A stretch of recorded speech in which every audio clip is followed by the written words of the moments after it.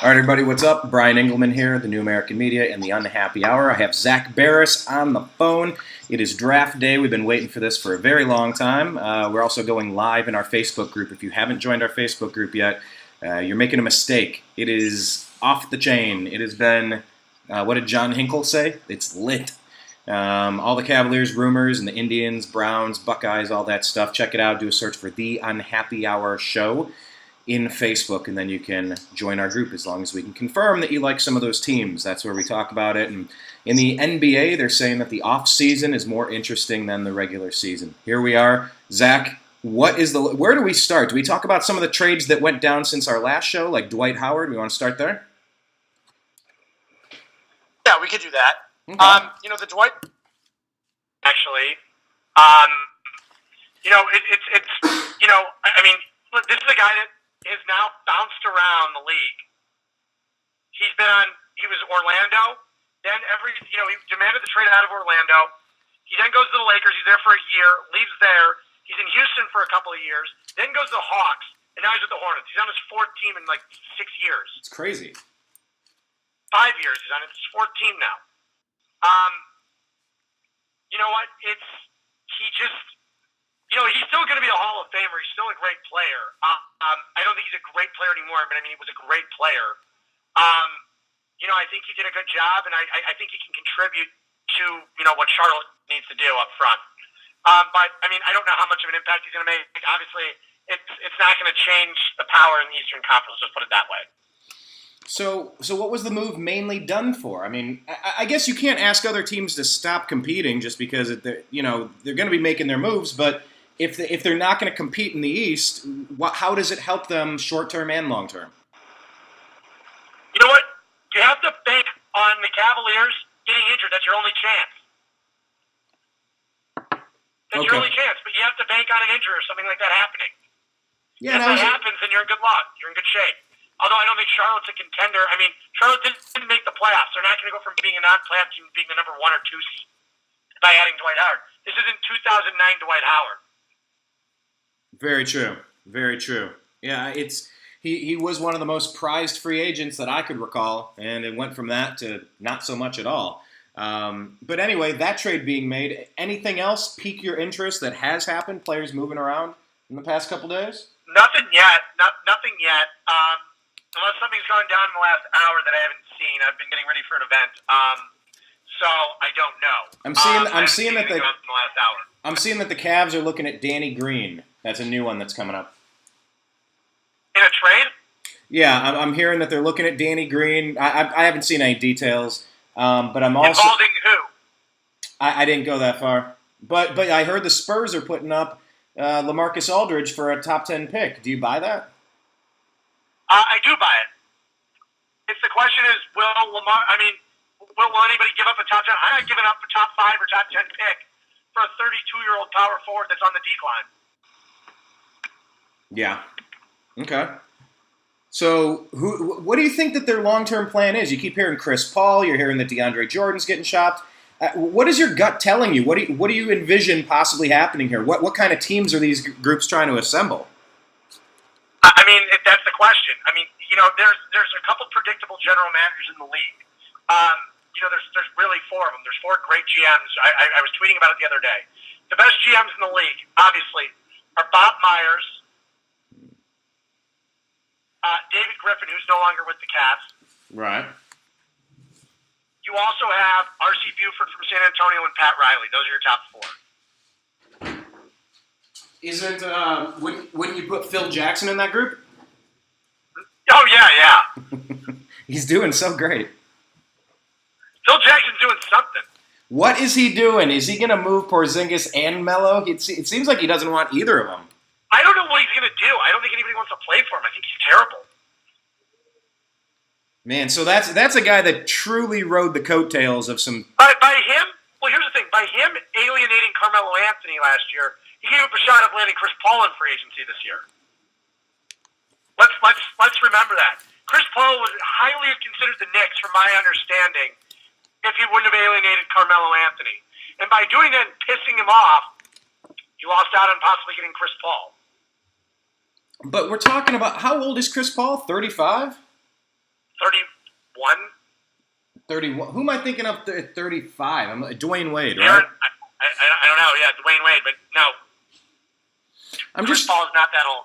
I'm just trying to think through some of these players and their injury histories and who's worth building a team around. And I mean, Chris Paul's arguably he's a top 5. He's a top 10 player in the league. He's an unbelievable player. He's an unbelievable player. He really is. I love Chris Paul. I think he's a great player, and obviously I think he could do wonders for the Knicks. But the problem is, the Knicks are a mess. Are they going to dump everybody? I get this feeling the Celtics are going to give them a whole bunch of picks and take out, like they're going to cash in some assets. I would cash in my assets for Kristaps Porzingis. He's a guarantee.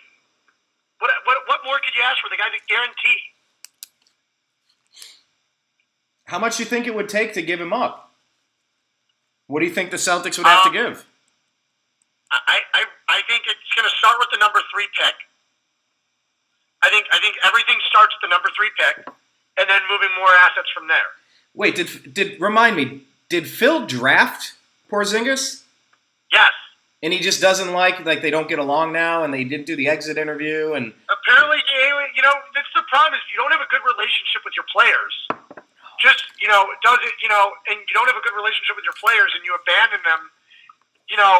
Don't expect it to end well. Well, that's the thing that they're saying about Chauncey Billups moving over to the Cavs for a second with the vacant GM spot. I've heard he's had 2 meetings with him. He's reluctant to leave Denver and his family. Well, and he supposedly has a pretty good relationship with LeBron, with Melo, with Coach Lou. What do you make of Chauncey Billups? I know you said you're not a fan of Dan Gilbert going after the Detroit guys, but that point aside, what do you think of this? I don't get like Chauncey Billups. What worries me is he doesn't have any experience in a front office role. That's what really worries me. I mean, I'm fine. If Kobe Altman's the GM of this team, I'm fine with it. He's a great basketball mind. And anyway, he was going to get a GM job anyway in the next year or two as well. From my understanding is he had a very high-profile job he could have taken with a strong contender out west, let's just put it this way, about a year ago and decided to stay in Cleveland, from what I understand.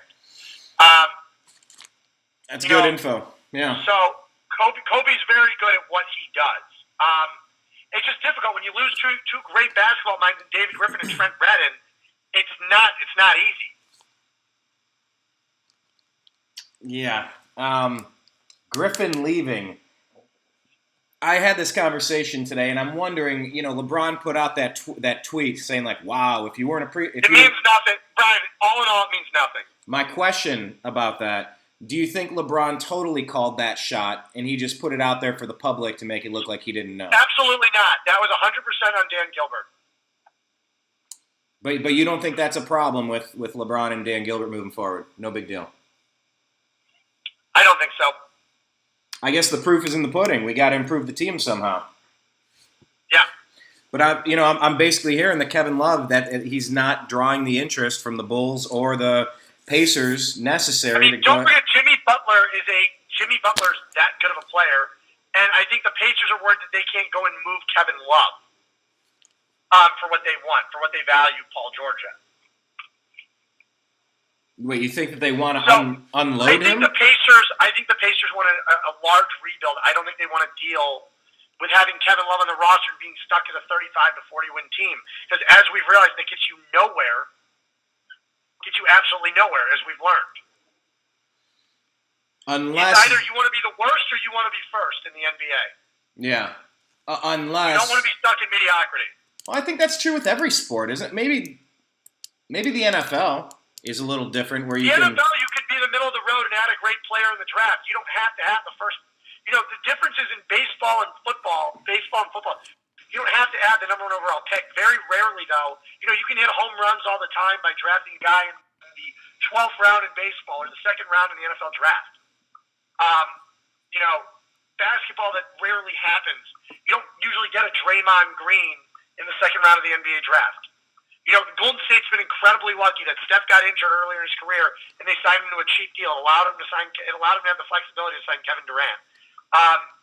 Draymond Green, they're very lucky David Lee got injured. They're very fortunate. And that Draymond was not, it's not like they stashed Draymond away going, oh, this is the secret pick. 30 teams passed on Draymond. I I think 35. He was like the 5th or 6th pick in the second round. Well, I think in the NFL, you have a situation where a lot of the games, and we've seen it as Cleveland Browns fans how many times, you're 1 or 2 plays away. You know, one call different or one ball bouncing, you know, the fumble that it's almost like you're a play or 2 away from being a mediocre team to a playoff team, and then you just got to catch fire for a few straight games to win a title. But in the NBA, when you're playing, I guess the baseball too, when you're playing 7 games, usually the best team comes out on top. Yeah, it's less likely to pull off the upset when you got to do it, you know, 4 out of 7 times to make it work. So, yeah, I mean, I guess worst or first is what you want, and the rest is toxic. So, I guess, do you think there might be any third-party teams that might want to jump in and think they might be a Kevin Love piece away? It depends. It depends. Why? I mean, those teams could also feel like they're a Paul George team away. You know, Paul George is a better player than Kevin Love. Kevin Love's a great player, but Paul George is better. And the Celtics have the most opportunity. They have the most bullets in the chamber if they're trying to hit the target, you know? I mean, let's not forget, just 3 years ago, Kevin Love was traded for the number 1 overall pick in the draft. Oh, yeah. But let's not get that. That's a great point. I hadn't really thought of it for a minute. That was a very unique set of circumstances, though, weren't they? There were a lot of other significant moving parts. Cavaliers had the number 1 pick. They wanted to get their hands on a star. It was a very star-studded draft, but Love was going to leave in free agency. He was the only, basically high-end all-star available. Mm-hmm. The Cavaliers made the deal. And I don't regret it to this day. They've been to 3 straight championships, and they've won 1. You know, and odds are they probably would have won 2 in a row if they had Kevin Love 2 years ago in the playoffs. Oh, that's the one that got away. You know, kind of like Game 3 against the Warriors this year. You just let it get away. But anyway, can't dwell on it too much. So the Cavs don't really have a first-round pick until when? 2020? 2021 is their next one that they're allowed to trade. So I think 2020 is their next first-round pick. Brian, I was talking about this the other day. Having a first-round pick for a team like Cleveland does very little. When you have that much experience, it's very difficult to play and develop rookies. That's right. Yeah, we were talking about that. Elaborate on it a little. Explain how, like, when you've seen it work and when you've seen it fail miserably. I mean, when you see, even Boston having a guy like Jaylen Brown going there, got dominated by LeBron. Yeah. Got upended in the playoffs. I mean, yeah, he's a very good player, and he's going to be a good player, but, very rarely can you work a high-end rookie into your rotation. We've witnessed it lots of times, and it doesn't work. Very rarely do rookies make positive contributions to teams that result in high-end results. We've seen rookies on crappy teams, develop and put up good numbers, but they're not going to be playing 35, 30 minutes a game with a team like Cleveland. It's not going to happen. A guy like Kristaps Porzingis in his rookie year have been seeing the 4, 6 to 8 minutes a night. Let's go back and let's witness Darko's development in Detroit with the Pistons team back in the 2000s. He had no room to develop there. They didn't have time to play him. They were too good of a team. They were a championship team, and they didn't have time for him. What a mess. So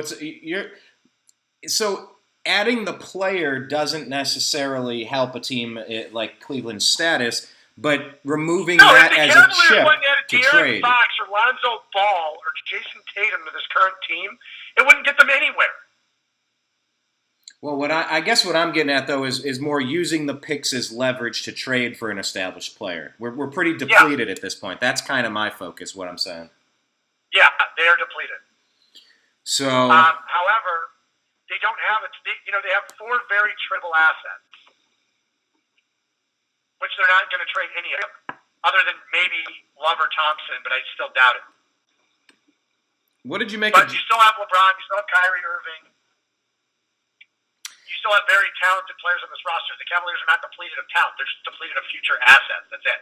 Okay, but I think they're also depleted in something else. LeBron James' failure to address what's going on in all these wild speculations. He doesn't need to. It's the media blowing it out of proportion. It's all it is, Brian. But doesn't it make a difference through the media if Jimmy Butler's here and LeBron's gone in a year, and that would change what he says to the Cavs The Bulls organization? didn't want to make the trade. It's whatever you've been hearing. The Bulls were the one who were not agreeing to that trade. Same with Paul George?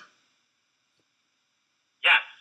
Not that neither one of them wanted to come here. They're under contract. It does not matter. So If David they're traded while they're under contract, they have to come here either way.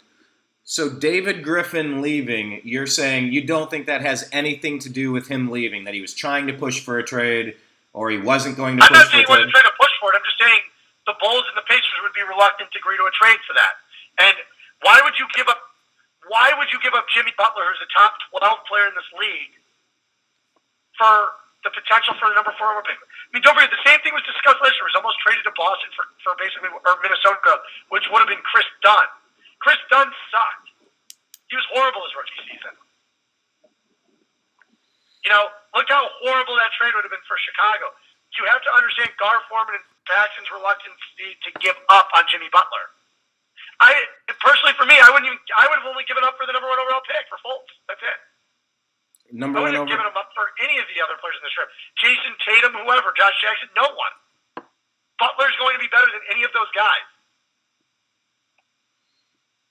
All right, so if Butler's going to be better than any of those guys, what do you think could happen tonight? What do you think is going to happen with some of these, a lot of these rumors? Do you think it's going to be much ado about nothing, or do you think we're going to end up seeing a few blockbusters here? I think you're going to see a couple. There's always trades during the draft. You're always going to see a blockbuster trade during the draft. It happens every year.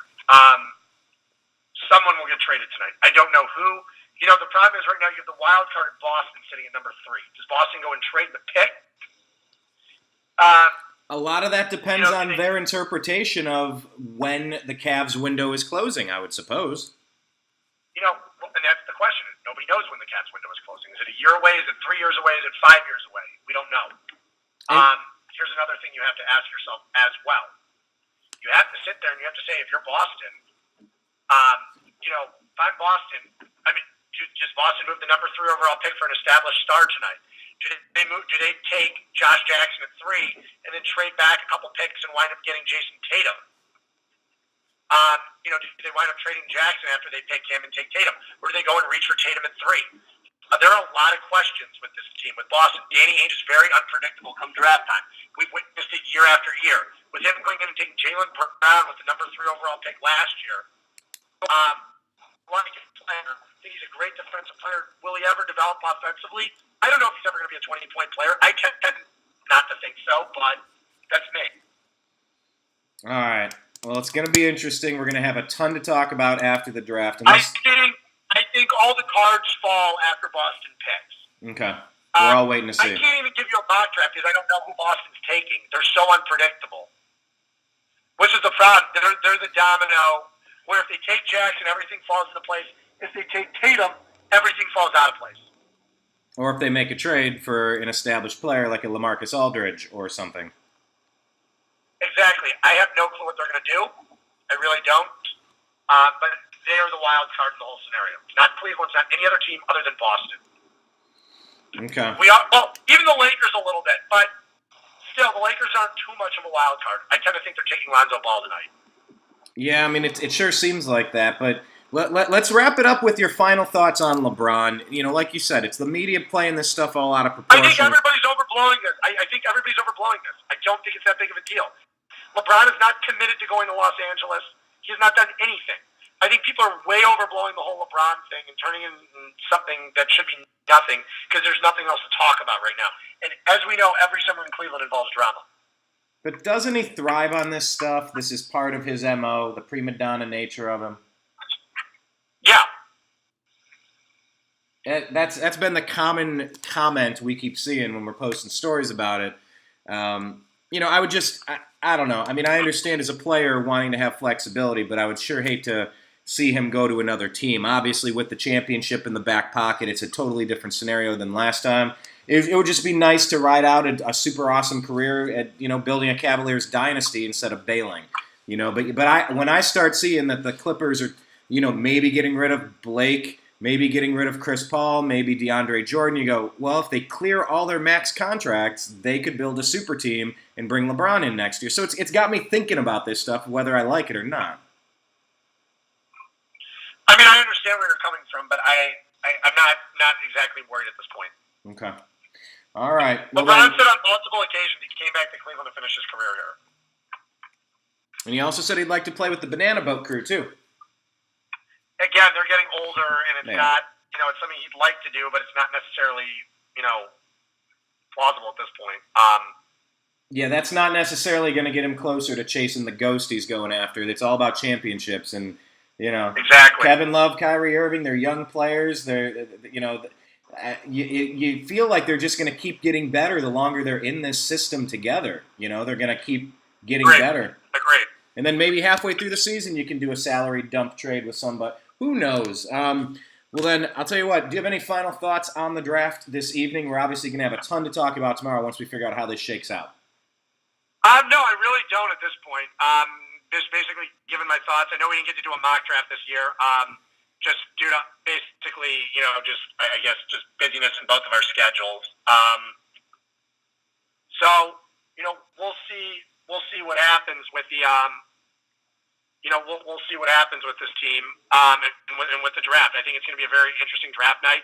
I think a lot of prospects, you can put them in the same boat on talent level, and it all depends on which team, goes and bites the bullet for each player. I don't think it's a very predictable draft. That kind of makes it fun. So we're going to pay close Brian, attention. I got to get going now. I'm walking in. I will catch you later, and we can probably talk tomorrow after the draft, or maybe even later tonight after the draft. I'll be around. All right, sounds good. And remember, if you had any on-the-go thoughts as they're happening, just post them in the Unhappy Hour, and we'll just keep commenting on them. It's been nonstop for the past week, so that works too. Sounds like a plan. All right, to be continued. Take care. Talk to you later.